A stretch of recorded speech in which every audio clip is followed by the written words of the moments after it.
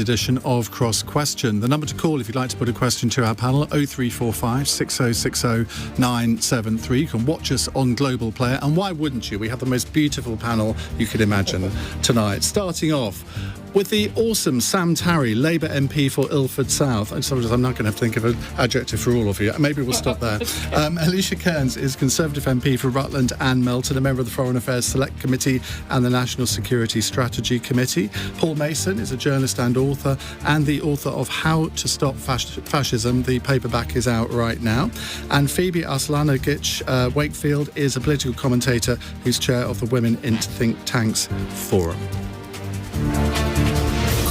0345 6060 973. Tweet at LBC. Text 84850. Cross Question with Iain Dale. This is LBC. Now, Alicia, I said you're a member of the Foreign Affairs Select Committee. You have a bit of an announcement to make. We're going to commit news now, aren't we? Yeah, the news that everyone in the country has been waiting for, the tip of their toes. No, I am going to stand for chair of the Foreign Affairs Select Committee. I'm a member of the committee. It's my great passion. Look, I know how the Foreign Office works. I know what's under the bonnet, how the engine works, where the skeletons are hidden, and I think I can make a meaningful difference. And obviously, it's now for me to put that argument to my colleagues and hope that they agree. Sam, do you agree? Because it's a choice of Alicia, Liam Fox or Ian Duncan Smith. I think I know where my vote's going. You get a vote, don't you? We do. It's cross-house. Yeah. In committees like that, it's we forget all the sort of ding-donging that you see in the chamber. Yeah.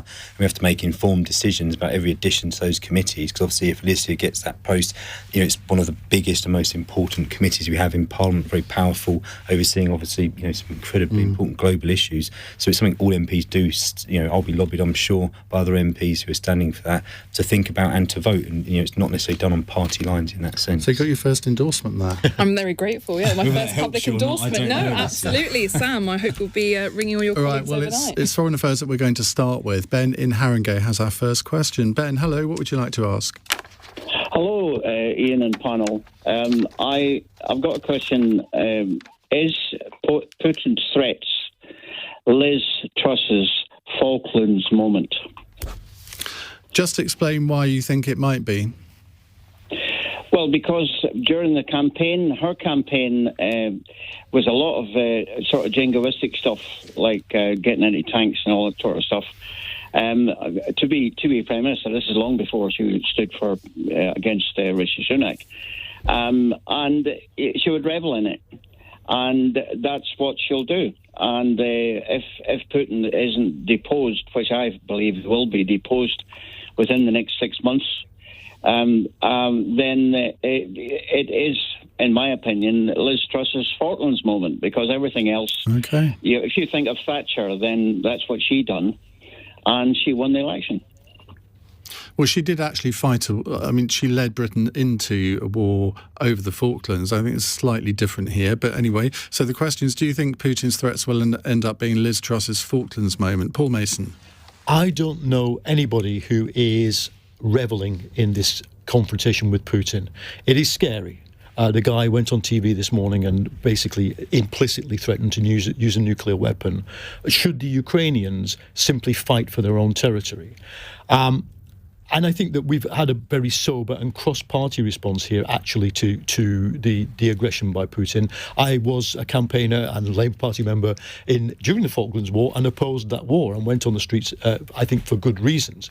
But you won't see that level of political difference inside Britain over this. And I think we're talking about an order of magnitude.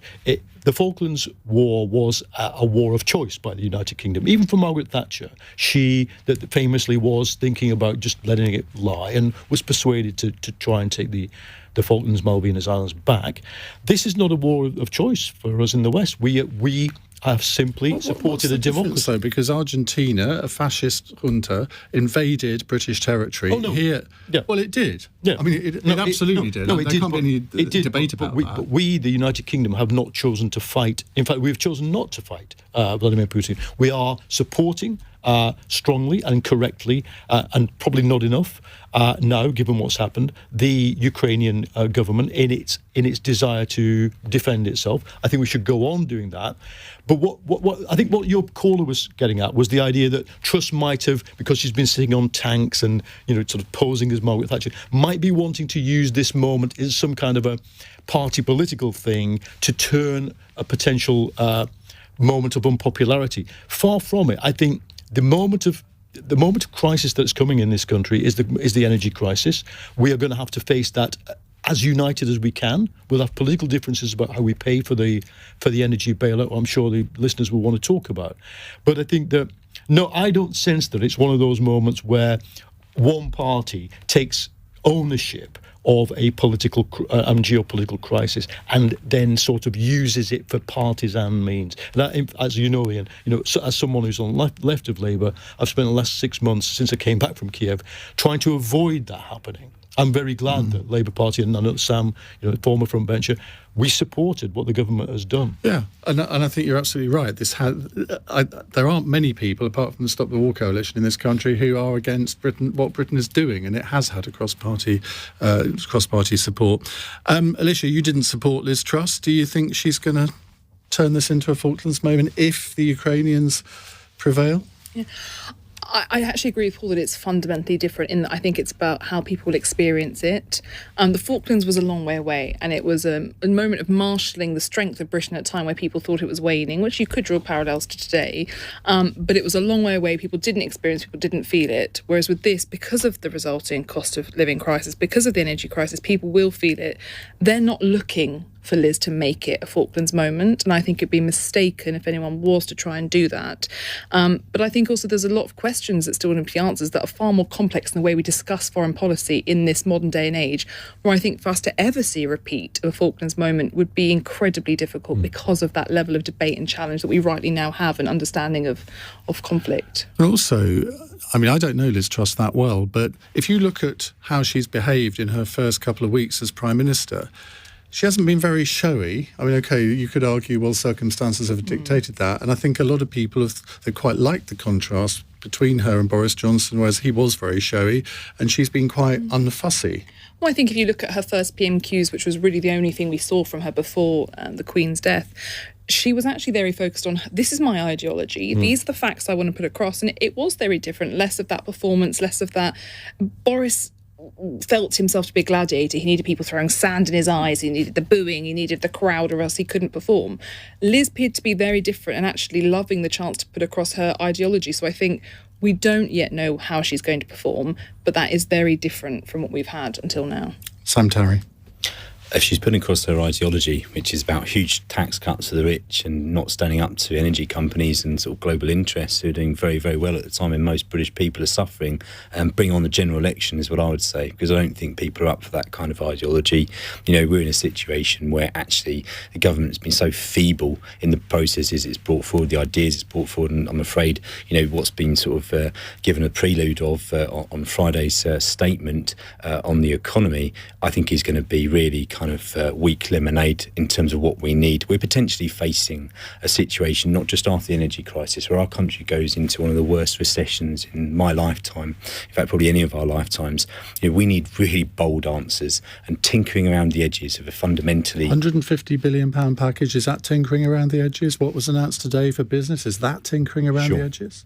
I don't believe that my constituents in Ilford South are really, I spoke to someone on the doorstep literally today and he said £2,500. He says, are you having a laugh? Is that all they're going to do?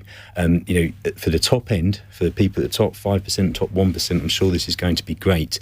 But we need real help directed at the poorest in society. Okay, let's go back to the question about Liz Truss and the Falklands. I mean, I agree with Paul. I just don't see this in the same kind of, she would be absolutely crazy. And I don't think people in any party, and most of our voters, Conservative or Labour, would support us using that moment. This is a fundamentally different situation. We get into a hot war conflict with Russia. That is literally the beginning of a Third World War situation with two, halves of the hemispheres that are nuclear armed. Putin is clearly getting more desperate, clearly getting more dangerous. I'm someone that's clearly on the left and, wants to see conflicts resolved, but I've also been very supportive of making sure the Ukrainian people and their army, because I do believe in democracy, have had the weapons, the resources, and I think that probably needs to be upscaled, because they're actually, looking by all accounts, a sort of fairly valiant fight back in parts of Ukraine. You were all probably listening to the last caller that I had on in the last hour, who is advocating peace negotiations and saying that the Russians should be allowed to keep most of the territory that they've taken. I, should we say, argued fairly vociferously against that. But there is going to have to be a peace at some point, isn't there? How do people judge when that should be? I mean, I said it should be left to Zelensky to decide when that should be. But there are all sorts of different views on that. Where do you stand on that? Look, I mean, there are clearly some parts of Ukraine where there are people who are Russian-speaking who do see their allegiances towards Moscow. That is a fact. But is that the vast majority of people in those regions? Would there be fair elections, plebiscites? That is also somewhat doubtful. I guess my starting position would be the sooner the war can be ended and there can be a truce and people are not dying, the better. It isn't for me to say where those lines of a new border should be drawn. I do believe probably President Zelensky, the Ukrainian people will have their view on that. And, in any war, there are victors, there are losers. We may be in a situation where not all of Ukraine, in the eyes of Zelensky, will be liberated. He has to make a decision at some point about how many tens of thousands and more people die over what could be a very protracted war. But it wouldn't be right for me to say that, because actually if people want to be liberated, then they can fight for that. Just before I come to Phoebe, Alicia, where do you stand on this? Because there is a school of thought that says, well, you don't strike a peace deal until you've won. And that would include Crimea being taken back as well. So my issue is that this is the second illegal invasion. And the reason there's been able to be a second illegal invasion is because last time round, we were also desperate to prevent further fallout and further blood loss and further conflict, that we allowed these performative democracies, these hostage referendums to go ahead without being challenged enough. And we didn't tackle it enough, and we didn't fight Russia then when we should have stood up for the Ukrainian people and allowed them to have their say. And this is one of my big problems with Liz Truss's foreign policy, is that throughout this time she keeps saying Putin must lose. That doesn't mean anything. At some point you have to start explaining what does that look like. But as for your caller's suggestion that we should be calling for peace talks, that is not for us to call for. That is not for us to say. It is for Ukraine to do so. We've said we'll be their ally. Obviously, there have to be lines at some point, but for now, we stand behind them and we allow them to dictate that and look at the progress made in the last few weeks. Phoebe, let's just remind ourselves of the question. Do you think Putin's threats will end up being Liz Truss's Falklands moment? Well, Thatcher had a Falklands moment because she didn't blink. And let's think about why it is that Putin is making amazing reports, success after success on the ground for Ukrainian forces in the past few weeks.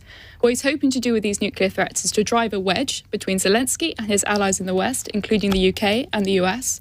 I don't think Truss will blink. I don't think she's going to be swayed by that, and I'm glad. Paul, quick final word? I think we should be talking about escalating. I don't take the view. I take the view self-determination. Ukraine decides its own future, and I don't think we should be talking at all about new borders. The borders are there, and they include Crimea. But Putin's threat this morning wasn't to Zelensky; it was to us. It's aimed at the UN, and there are things that we could be doing. And I hope that the MPs will take this on board. We sent an anti-tank missile called the NLAW, which is made in Belfast. It made a big difference. We've run out of them. We've run out of them for ourselves. There's no contract yet to get some more. I think one of your callers was talking. He'd been to Ukraine, taken 80 flak jackets himself, and people need boots. I have that same experience. I'm working in solidarity with trade unions and human rights groups in Ukraine. They've got nothing. We could be doing a lot more, and we need to be saying to Putin that in the unthinkable event that he were to use a nuclear weapon in the post-war world, then we need to be creating pariah status in advance for this regime and this government. I think we should just knock up a court somewhere in a neutral country, ready with a nice leather chair, for Vladimir Putin to be put on trial in. And forget... Don't we have one in The Hague? Well, they're not signatories to the ICC, so technically it couldn't be The Hague, but Nuremberg was an ad hoc court, and we should be preparing Putin's Nuremberg, because the pictures and the events... The courtroom is still there. I visited it. Yes, and I think, the second Nuremberg tribunal could easily be for Vladimir Putin. There's a thought. 2 news stories we've created already on this programme. Ben, thank you very much for your call. We'll take more of your questions in a moment. 0345 6060 973. It's 16 minutes past 8. This is LBC.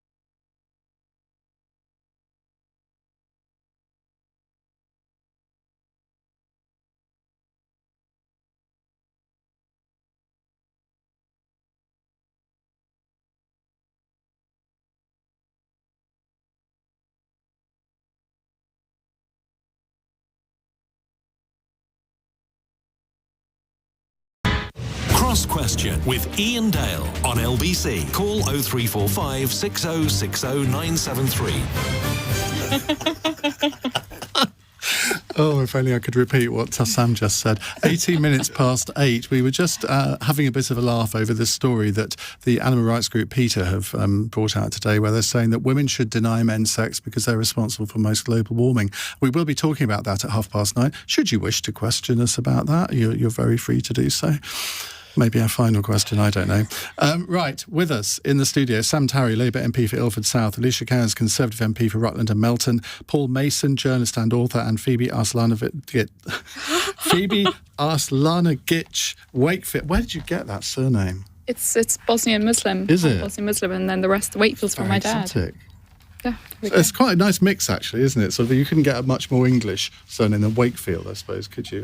Yes, I guess so. And then I threw Arslanagic in there just to make life difficult for English people. Thank you Gives me very much. tremendous pleasure. We appreciate it. And Phoebe is a political commentator and chair of the Women in Think Tanks Forum. Right, next question from Martin in Doncaster. Hello, Martin. Hi, Iain and panel. Yeah, and the question is I'm on the sick and I'm on benefits. How will this trust mini budget on Friday help me? Well, I suppose, Alicia, you could say, well, wait till Friday and we'll see. But I mean, a lot of it has been briefed in advance, hasn't it? Well, look, my priority is it has to. That is exactly the point. Conservatives argue whether we should be helping the most vulnerable or the just about managing and the most vulnerable. For me, it's absolutely about prioritising in the kind of crisis we're facing, those who most need help, and it is people like Sean. Look, I recognise what Sam was saying earlier about we need to go as far as we can, we do as much as we can for people, but £2,500 for most people is a lot of money, and it is a lot of support when you add it up into the numbers you're looking at. And it is really difficult for the government. We've just had the pandemic, we've got to support Ukraine because they are supporting our own security. The money is not endless, but at the same time, we cannot allow people to go into destitution. We've seen the business energy relief scheme announced today. That's going to halve the cost for businesses of gas over winter. We hope that is a good move. But look, am I going to be tough on the government on Friday if we don't see what we need to see? Absolutely, because. But what really if they take away the cap on bankers' bonuses? What if they cut stamp duty for homeowners? I mean, these are not things that are going to help people who are in the most need of help. Yeah. So I think on stamp duty, that is a good idea in that it helps people pay into something that actually ends up helping them as long as it gets the market moving, which is the key thing. It's about driving down price to get the market moving. On bankers' bonuses, I have to say I do struggle with understanding why that is something they are looking at now, why in the current climate you would ever even consider talking about it, and why it would be a priority. But at the same time, it might not happen. It might be one of those things that get briefed out all the time. Well as does happen. It has been fairly well briefed, but if I was the opposition, I'd be briefing it to every blooming paper as well. So look, we have to see. But I think the briefings have come from within government rather than the opposition. Well, as you can see, I'm not a member of the government, but look, I do think I don't understand why you would be looking at that or focusing on that. I know the argument, and it is factual, that when the city does well, the country does well, absolutely without question. I know that that's right, but do I think bankers' bonuses is something we should be talking about at the moment? No, I absolutely don't know, and I wouldn't be if I was in government. Sam, Tarry, what do you think is going to happen on Friday, and what do you hope will happen on Friday? I think from what's been trailed, I mean, I read something the other day talking about even setting up new tax zones. Essentially, this reminds me of something that Douglas Carswell came out with, a plan for tax competition between different areas of the UK. I mean, this is economic shock therapy that we don't need. Clearly. But we've had that before with development corporations. People given tax This is actually talking about lower personal tax brackets for people living in different parts of the country. So, it might be if you lived in Wolverhampton, you'd have one rate to encourage businesses there, and perhaps you have a different one in Ilford. I don't know. But to me, it moves massively away from the idea of progressive taxation. Those with the widest shoulders paying most. And actually, I think this stuff about bankers' bonuses is absolutely appalling, quite frankly. I have a community that has both the poorest and also quite well-off middle-class people who do commute from Ilford to work in Canary Wharf in the city, but even those people are saying at the moment the economy is so unbalanced, it needs to be fundamentally restructured. And this actually, in my view, some of the things that have been trailed and proposed is going to lead to an even more unequal economy with more wealth percolating to the top. We've got a situation where Joe Biden, the president of the US, is clearly well to the left in his economic approach than our own prime minister. That is astonishing, in terms of the Anglo-Saxon model. He's a Democrat. The reality is, we've always been in a situation where, even the Democrats have not necessarily been particularly on the economic sort of left side of things. We need a rebalancing of the economy. It needs to be through job creation. It needs to be investment into industries that are going to be creating jobs in communities that need those jobs, that are well paid, I would obviously argue unionised, and long term. That is where that money should be focused on. It just seems to me quick fixes that, people, of course, no one wants to pay more tax, no one likes to pay tax, but the reality is, we are moving away from a regressive taxation system. And in fact, actually, it's going to mean quite simply is the poor get poorer and the rich get richer, and that is not acceptable. What do I hope to see? I would like to see them announcing tens of billions of pounds for investment into new green economies, going and actually, instead of the fake levelling up agenda they had before, actually going and explaining to parts of the country that haven't had real investment for decades how they're going to create jobs that last for a long period of time. Even if they turn around and said, actually, we're going to insulate every home in Britain, creating 100,000 jobs. If they said instead, actually, we're going to invest in the hydrogen economy rather than just trying to buy Chinese batteries all the time, you could even have quite a patriotic agenda for rebuilding our economy that gives people real jobs and gives people hope. That's what I'd like to hear on Friday, some hope. The point about jobs, I think, is an interesting one, because at the moment we have the lowest unemployment we've ever had, and we've got job vacancies all over the economy that are not being filled. So, I mean, I'm with you in wanting to create new jobs, but if you haven't got the people to fill them, and I think that following COVID, I think there's been a dramatic realignment in the workforce, and a lot of people have just come out of the workforce for whatever reason. Sure, but that's because we've headed towards a low-wage economy. We've had a decade of austerity, we've had real wages not rising. People know that I was famously sacked for standing on a picket line and striking workers. We are going into the biggest period of not just economic unrest, but industrial unrest in every sector of the economy. And it's not just militant, train drivers and whatever. Barristers talking about going on strike, teachers, nurses, people who would never even consider doing this sort of thing because wages have not been rising. rising level of inflation. But Liz Truss says she wants a high wage economy. Well, great, but I've heard absolutely zero that's going to deliver that as of Friday. We may hear it on Friday. You but never know. The one thing I would add is the whole point of the big job market is you have the choice to be able. It is the job seekers' market. They can go and get a different job. They can go and fight for something else. They can. I see it every single day. People going to me going, "I've just managed to get myself this pay rise by saying actually this company's going to let me work from home for 4 days a week if you don't. So give me a pay rise and let me work from home." It's a buyer's market, isn't it? The jobs market we at want the it moment. To be a in a buyer's way. market. Choice between working for Uber Eats or working for Deliveroo. I mean, that's not really a great choice. Look, we need to be raising wages across the floor. We need to actually get back to regional and sectoral collective bargaining. We need to be enhancing rights. We're talking about destroying rights at work, as well as putting in place economic measures that make people poorer.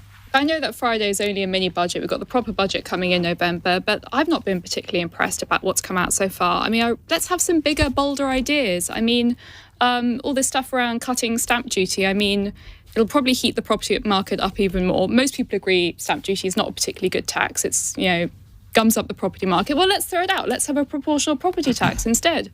That's something that has buy-in on the right and the left. Or, let's make more land available for home building. Let's have an ambitious house building plan. Like, why aren't these ideas being looked at instead of just heating up the property market more and more and more?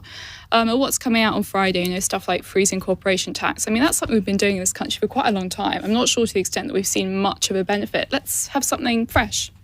Paul? Well, Martin, I'm sorry to say, I don't think you're going to get much out of Friday's fiscal event or mini budget, because we've got a government here that rightly, and let's pay tribute to this, is saying we need growth. And why I say this as a former economics correspondent is that almost every other developed country is going for recession. They have a policy of raising interest rates and raising taxes at the same time, tightening the economy. I'm glad that we have now won in this country against Rishi Sunak the argument for expansion. The problem we have with Liz Truss is that she and Kwasi Kwarteng believe that the growth itself trickles down to people like Martin, to people like many of the people listening to this who are on low pay or benefits, disability benefits, whatever. And it doesn't. That's been tried. You will only get growth that enhances the well-being of people in this country when you get two things right: investment and redistribution. That is sharing the wealth. But, the reason we're going into a 5-6 quarter recession is because as prices have risen for food and energy, wages have not kept up. And it is the policy of the Bank of England that they should not keep up. And it's the policy of the government. But if you go for growth and you've already got rampant inflation in the economy, surely that just means that inflation is here for a long time to come. That's what happened in the famous barber boom in the early 1970s. It is, and I'd be critical of if what we get from Kwasi Kwarteng is another barber boom, that is a sugar rush of growth-enhancing measures like tax cuts without long-term incentives both for investment and for redistribution, so raising wages, I think you'd be right. But no, I would still say that it's not growth that's causing the inflation. It's Vladimir Putin. It's the energy war that's being perpetrated on our country. And I think that, so you've got levers, shiny levers like the Bank of England, you pull interest rates this way or that. They're not going to work to sort this out. Short term, the big difference I would have with the government is it should have paid for the energy bailout through windfall taxes and taxes on corporations. I'd be in favour of keeping corporation tax at 25%, not cutting it. Sure, well, it's not actually at 25%. Well, they're stopping the rise. Yeah, it longer term, but we're not thinking longer term, and I don't think we're going to get that from Kwarteng and Truss on Friday. The longer term has to be, how do you get money to come into this country and invest in exactly what we all want: high wage, high productivity, high growth, high skill jobs. How do you get it to bring people back into the workforce? How do you get young people able to afford homes that can, the secure tenancies or affordable homes to buy? You get long-term investment. And investment has flatlined since Brexit. It fell during COVID. It hasn't come back. And we, I think, on the left, have a way of doing that, and it is for the state to begin to shape that investment in ways that the Conservatives, Even when they wanted to do it under Johnson, they were all in favour of investment. Well, they just don't know how to do it. You've got an opportunity in our next question to expand on that a little bit, but thank you very much indeed all for your answers in the first half of Cross Question. If you've got a question you'd like to put to our panel, 0345 6060 973. It's 8:30. Let's get the latest news headlines from Serena Farrow. 5 British nationals held by Russian-backed forces have been safely returned. The Prime Minister thanked the Ukrainian president to release the detainees and called for Russia to end the exploitation of prisoners of war. New York's Attorney General is suing Donald Trump and his 3 eldest children for fraud. It follows a civil investigation into the former president and his Trump organisation. He denies any wrongdoing. And a reward to find those responsible for the killer of Olivia Pratt-Corbell has been increased to £200,000. The 9-year-old was shot and killed in her home in Liverpool last month. LBC weather, heavy rain for Northern Ireland and Scotland tonight. Elsewhere staying pretty dry with a low of 9 degrees. LBC.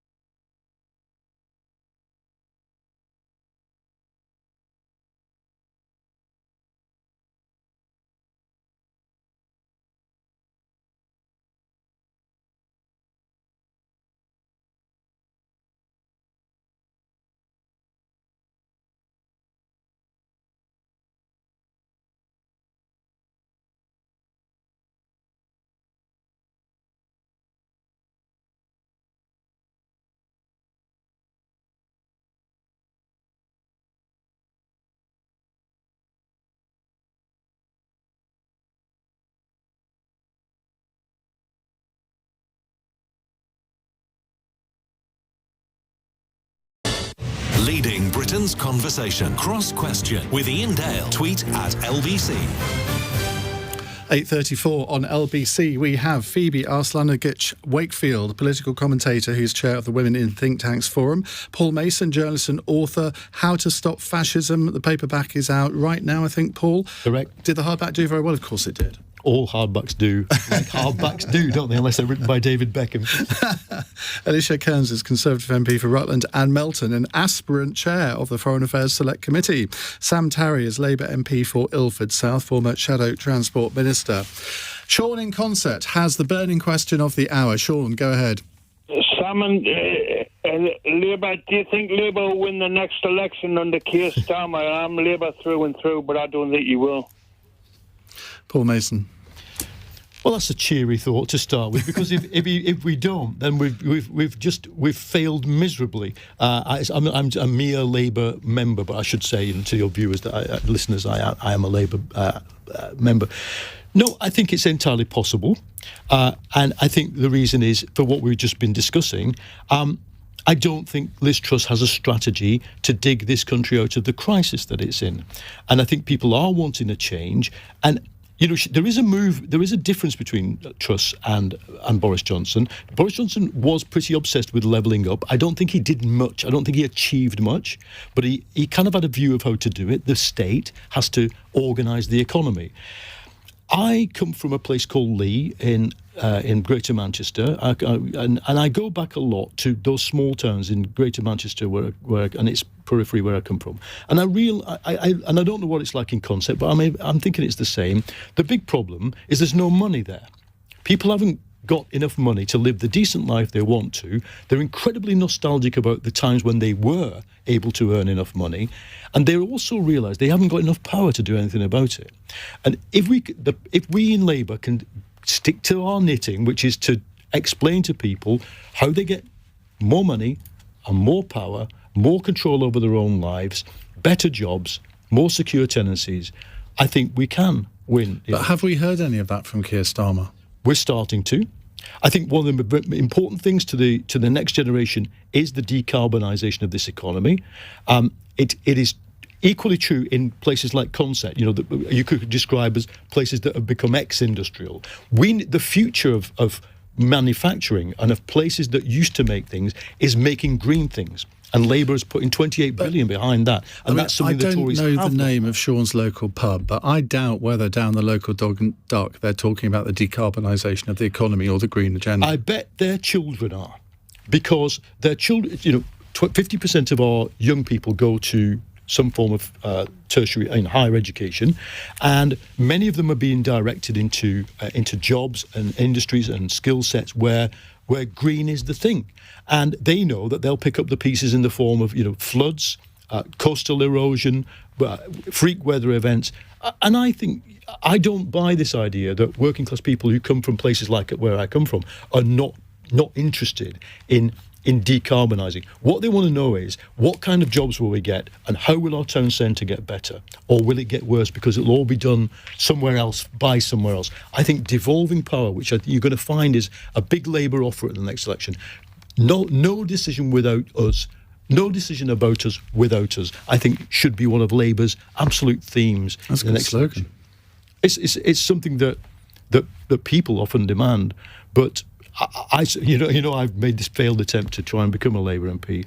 If I try again, that'll be my slogan. That'll be my slogan. No decisions about us without us. Put people in charge of rescuing local communities. I don't know what it's like in Consett, but I can know what it's like in so many places like it. The big theme is how brilliant it used to be. Let's make it brilliant again.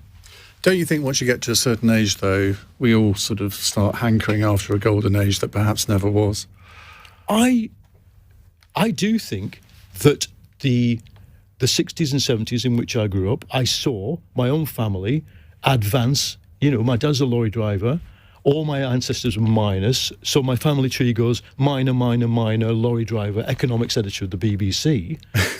That's because Labour governments after the war created opportunities for people like my family, and all we want is to return to the opportunity. We don't want to return to the Jimmy Savile days, all those bad things that happened in the 60s and 70s. But I take the levels of opportunity that were offered to me, again, like a shot. Phoebe? I think two things as Keir Starmer begins to face off against Liz Truss. The first one is that clearly Starmer struggled to find his voice against Boris Johnson. Boris Johnson's a very blustery manner, quite a difficult man to face off against at PMQs. Good government needs good opposition. Hopefully, I think, and I really do think actually that he'll find Truss easier to deal with. He'll be able to. I think we'll see a better stand of opposition on that front. The second thing is that I was really struck by some focus grouping from not too long ago. I think just before Her Majesty's death, the extent to which Liz Truss has actually got a very low profile outside of Westminster. I mean, that's an opportunity for her, but it's also a tremendous opportunity for Labour. She's blundering around talking about banker bonuses. We've got this not particularly impressive fiscal event on Friday. Labour can step in, potentially define her premiership, stick her with an unflattering label that's going to be really difficult to shift before the next general election. Whether or not that happens remains to be seen, but I don't think you can deny it's an opportunity. I love the way you say this not particularly impressive fiscal event when it hasn't actually happened yet. So and it's the biggest in history. You don't know whether it's impressive or not. But Sam, now, so the question is Keir Starmer the right man to lead Labour into the next general election? Well, of course, he sacked you not that long ago, didn't he, from the front bench?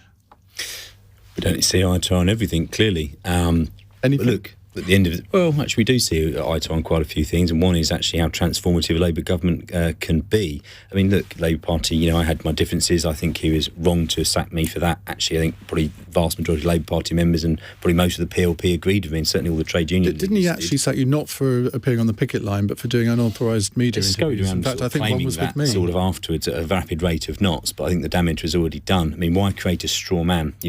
Our opposition is the government, is the Tory party, the vicious austerity that we've had, followed by, disastrous handling of COVID, now absolutely, plans that are going to make, many people richer, but a vast majority of people less well off in this country. And so actually, I think, creating a situation where we're trying to define ourselves against, the trade unions, that's some sort of nonsense that should be left in the 1990s. We don't need to do that now. I think actually trade unions have grown over the past few years. Most people, I literally had someone come up to the street to shake my hand today for making that stand. Labour is clearly going to need to be on the side of workers. Just on that, while I think of it, Christina McAnee, the new, relatively new General Secretary of Unison, she's going to be with me tomorrow between 8 and 9 taking calls on the programme. So if you've got calls for...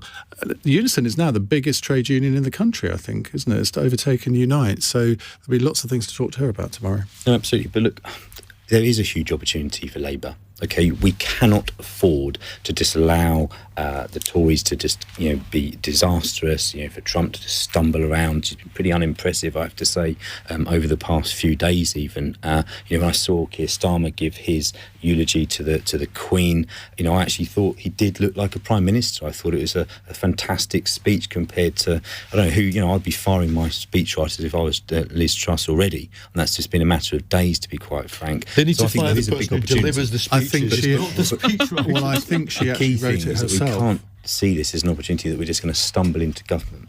We actually do need to. You have to win the right to government, don't you? What our programme is to transform this country, to give people hope, not just to lift people out of poverty, but give a whole generation of people who feel that they haven't got that hope, that they don't have the opportunities that their parents and grandparents had, that they're never going to be able to afford their own home, they're not going to be able to afford to go to university, and actually their family are about to get hammered by huge energy prices. And yes, obviously, it is going to be an improvement what's offered on Friday, but it's certainly nowhere near enough, because the tectonic plates of the economy are shifting. The climate crisis is so serious. As Paul said, of course, some bloke sitting down the pub may not be talking about it, but he's certainly going to be talking about it when his house is getting flooded or forest fires burning his house down after 40-degree temperatures this summer.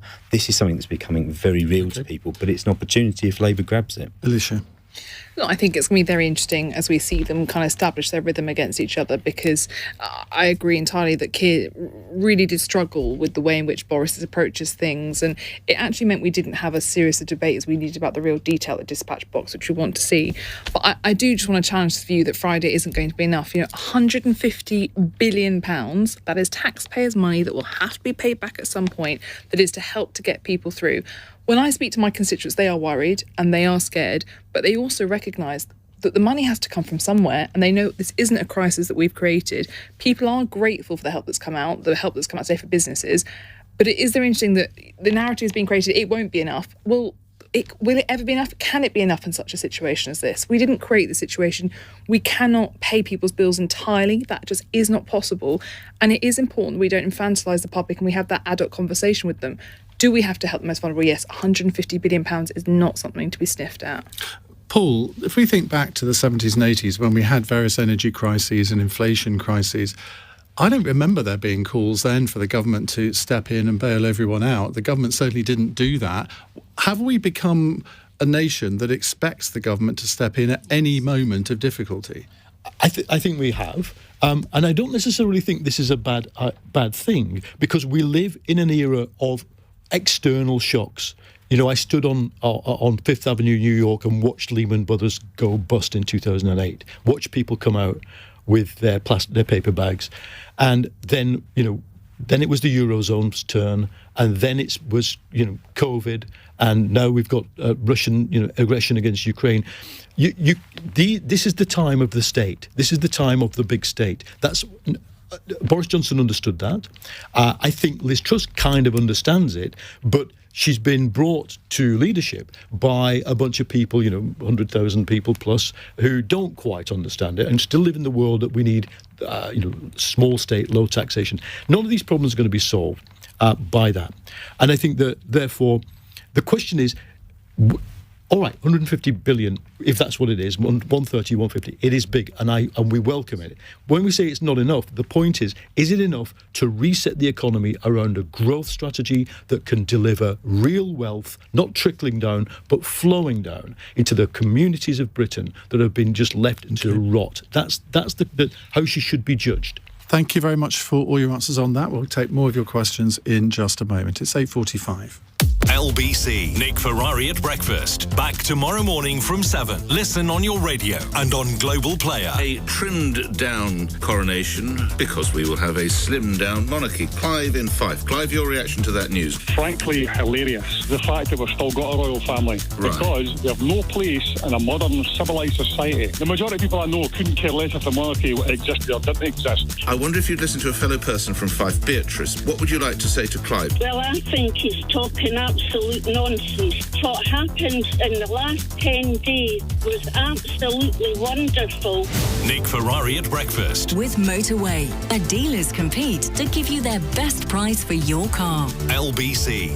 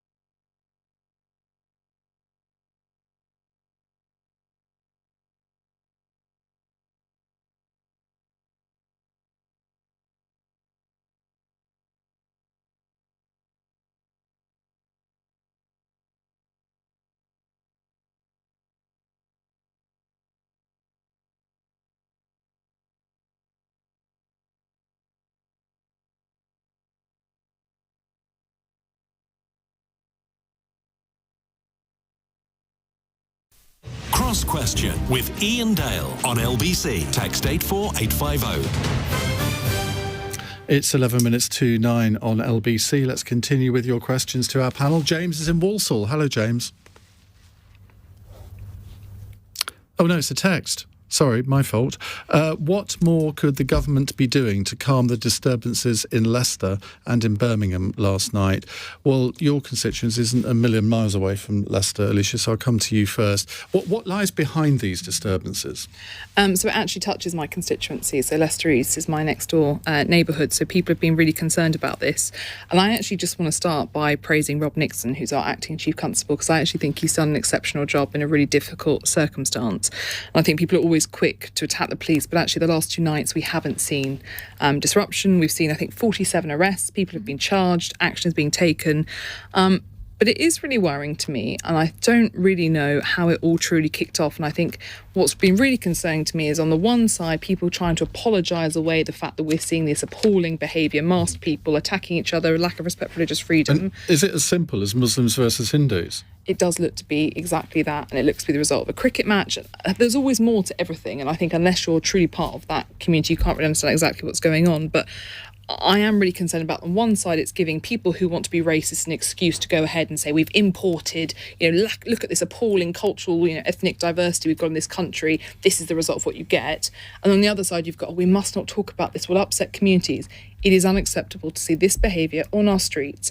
And what I'm particularly interested by is that we all know that when it comes to any diplomatic initiative, women are really important as part of that peacekeeping process and part of that process of bringing people together.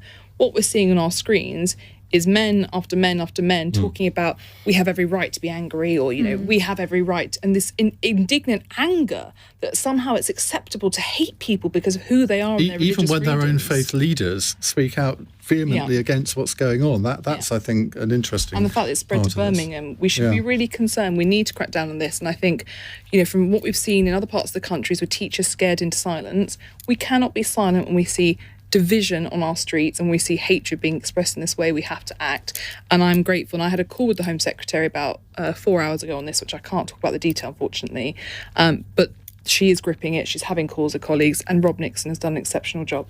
Paul? I think I lived in Leicester for indeed in this area, the area which is the Muslim area, North Evington. I welcome the responsible but fairly strong policing, because you have to do that.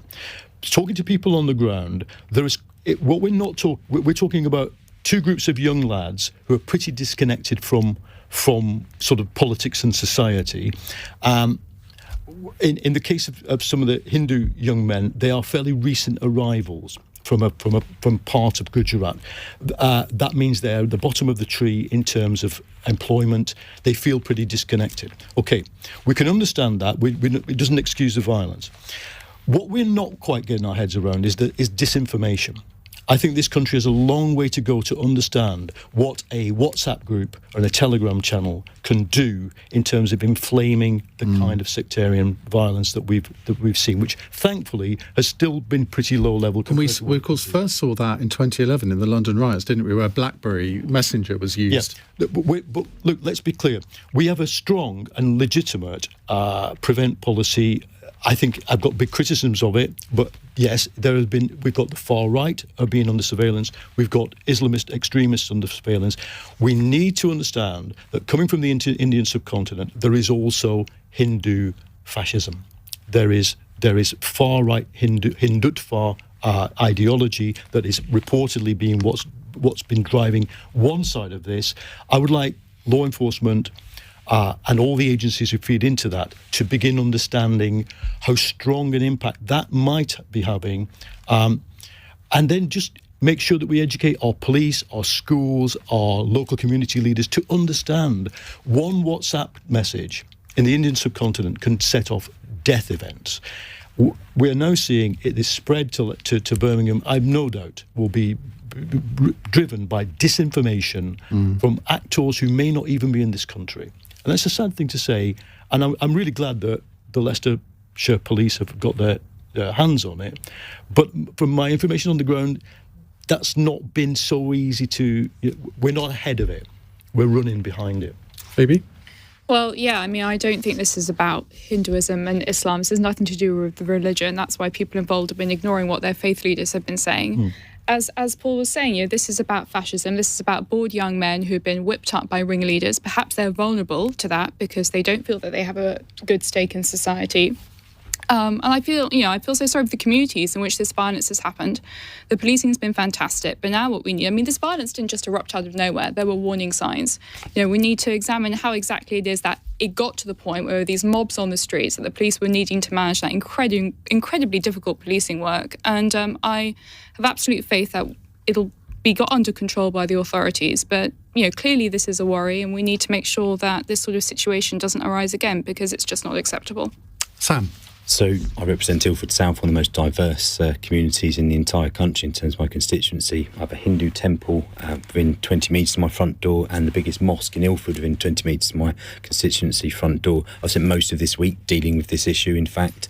I was actually one of the first MPs to write directly to the Home Secretary to ask, because actually one of the things, it wasn't about the cricket match, it was about a very extreme Hindu preacher that was on a tour of the UK.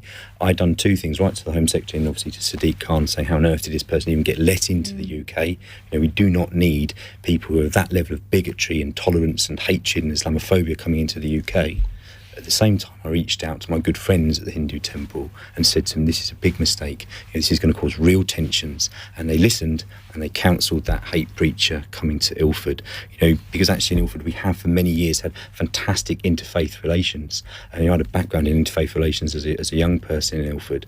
And this is something, as Paul has said, that is about a very extreme ideology that hasn't been part, actually, of British South Asian communities, driven by the RSS, which is a very extreme wing that supports the pretty brutal Modi government in India, now coming into political discourse amongst certain communities in the UK. And it does need to be taken really seriously, because I can tell you as a politician represents a population of tens of thousands of Hindus and tens of thousands of Muslims from both Gujarat and Pakistan, Bangladesh, that people are extremely concerned, and it needs to be nipped in the bud now, and it needs to be made very, very clear that we have a zero tolerance approach to extremism in any community. My local mosque know full well that if they turned up with an Islamic hate preacher, then I'd be onto them straight away saying no chance, get them out of Ilford. There needs to be zero tolerance across. But in Ilford we do also have a large and mostly absolutely brilliant first generation Indian community, mainly coming to work in the city, actually quite well paid jobs, IT jobs, and I have had conversations with him, and there is a much stronger political ideology that's straight from the Indian subcontinent. It isn't something we've dealt with here in the UK before, and we need an honest conversation about that.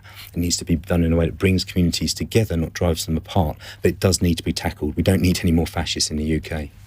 I remember going to speak to a school in your constituency a couple of years ago, and I think it's 85% non-white, and it was actually really quite inspirational to see how everyone had integrated. Now, my main memory of that was an 11-year-old boy in the front row. When we got to questions, he stuck up his hand. His first question is, how much do you earn?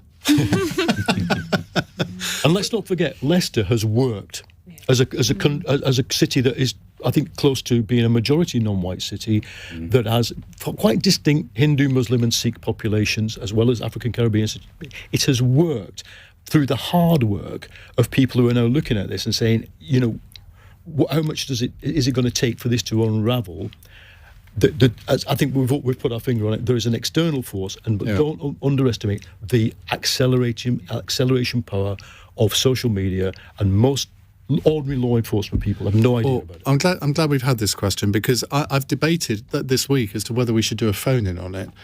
And we haven't, and one of the reasons I haven't done it is because you don't want to inflame it by sort of really, inevitably you're going to get people phoning in on either side, and what do you get out of that? Probably more conflict. And Paul's absolutely right. We should celebrate the fact that actually within this country we don't have these appalling tensions that when you go to these other countries. I spent time with 60 unaccompanied Pakistani boys a few years ago, and the level of hatred for Indians and for Hindus was horrifying until they met a friend of mine who's American, and when she spoke Hindu, they were like, we understand what you're saying. How are our languages so similar? And their level of hatred was so extreme. It's the fear of the unknown, isn't it? Yeah, and in the past, you wouldn't have been able to find someone who would allow you to identify with this hatred and accept it, but social media allows you to. I'm going to apologise to Pauline in Watford. We're not going to have time to get to your call, Pauline, but do call in again next week. But we do have time for this final text question from Tamara in Liverpool. PETA, the animal rights group, says women should go on a sex strike against men who eat meat because of climate change. Is this clever or just plain sexist? Phoebe? You're a vegan, aren't you? I am a vegan. I had to get that in there on this show today. It is sexist, and when I met my fiance, he wasn't a vegan, and now he is one, and I didn't have to resort to any blackmail or underhand tactics in the course of our relationship. Veganism's got lots of good arguments, got lots of things to recommend it. An unnecessary suggestion from Peter. Paul?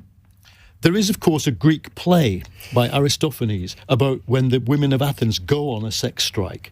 And it ends by both the women and the men not being able to keep it up. Let's put it as politely as that. They can't keep it up. They can't keep it going. Alicia. I think it's quite a sexist assumption that many meat and women don't in the first place. I'm a proud representative of many farmers, but secondly, the idea that women somehow enjoy sex less than men, so therefore they'd be punishing the man by refusing sex, and that women use it as a bargaining tool. It just feeds into all the worst narratives of the 90s that women use sex. It's not something they enjoy, and that they should use it as a tool against men. It's also incredibly focused on straight relationships. What about your gay partner meant to withhold sex from you until you become... Has done for about 20 years. Sam?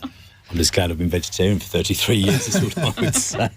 That's not far enough, Sam, apparently. It's not. Is that your answer? Pretty much. I mean, look, clearly vegan? it's a sort of shock tactic, isn't it, from PETA? They like to do these sorts of things where it's throwing paint over people or just trying to do shock tactics. I don't think, there's a single woman in the UK that's going to deny their partner sex on the basis of whether they're having a beef burger or a steak. And certainly that's something I'd be... I'm just glad I'm vegetarian, put it that way. Well, if I need to keep you listening, let me tell you, I'm going to be interviewing the female director of PETA at 9:30, so you'll want to hear that, I'm sure. Sam, Alicia, Phoebe and Paul, thank you very much indeed for joining us on Cross Question. Don't forget, if you missed any Cross Question this week, you can catch up on the podcast or on Global Player. Coming up in a moment, as I said, we are going to talk about this sex strike. That's not going to be the phone-in. I'm not stupid. I can't actually remember what our phone-in is going to... I know what it is. Therese Coffey, the new Health Secretary, is going to solve the GP crisis tomorrow. Let's try and find out how. It's 9:01. On your radio, on Global Player, and... Play LBC. Leading Britain's conversation. This is LBC. From Global's newsroom at 9 o'clock, more than 1,000 people have been arrested in Russia while protesting against the war in Ukraine. They've taken to the streets to voice their anger after Vladimir Putin announced 300,000 reservists will be sent into the conflict. The president also claims he's not bluffing when he says he could turn to nuclear weapons if he's provoked. The Prime Minister, Liz Truss, meantime, is in New York, where her talks with the US President Joe Biden have mainly been about Russia. We are steadfast allies, and I've enjoyed working with Tony Blinken very closely in our response on Russia's appalling war in Ukraine. Crime Stoppers has increased its rewards to find those responsible for the death of Olivia Pratt-Corbell to £200,000. The 9-year-old was killed during a shootout between two strangers who forced their way into her home in Liverpool. Police believe one of the guns involved is being stored in the area where she lived. Donald Trump and his adult children are being sued for fraud by New York State Attorney General. It follows a 3-year civil investigation into the former president's business practices. The state investigated whether the Trump Organization misstated the values of its real estate properties to obtain favourable loans and tax benefits. Donald Trump denies any wrongdoing. The late Queen's name has been added to the ledger stone in the chapel at Windsor Castle, where she was buried on Monday. Her Majesty was laid to rest with her husband, the Duke of Edinburgh, her parents and sister in the George VI Memorial Chapel. Deputy Leader of the Labour Party, Angela Rayner, has told the News Agents podcast the moment the Commons were passed a note. It took place during the new Prime Minister's announcement on energy bills. So the note was kind of that the Queen's unwell and that Keir needs to leave the chamber as soon as possible to be briefed. I read between the lines on that, because you don't get a note saying the Queen's unwell if she's got a bit of a cough and cold. In the middle of what was even before that news, that was the most important news of the day, the cost of living crisis. And you can listen to the News Agents on Global Player. LBC Markets report the FTSE 100's closed up 44 points at 72.37. The pound buys $1.13 and €1.14.